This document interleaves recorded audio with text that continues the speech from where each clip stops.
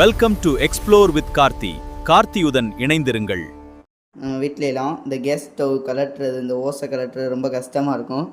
இந்த எப்படி நம்ம ஈஸியாக கலட்டலான்னா, நல்லா கொதிக்க கொதிக்க இருக்க சுடு தண்ணியை எடுத்து அந்த ஓஸில் ஊற்றணும்.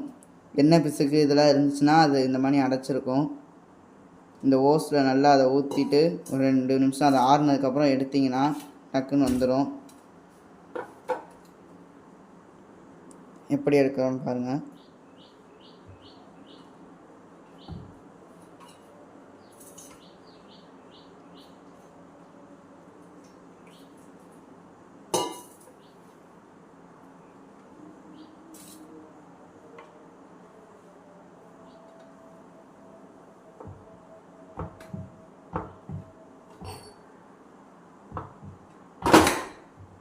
கலட்டியாச்சு. இப்படி தான் கலட்டணும். நன்றி, வணக்கம்.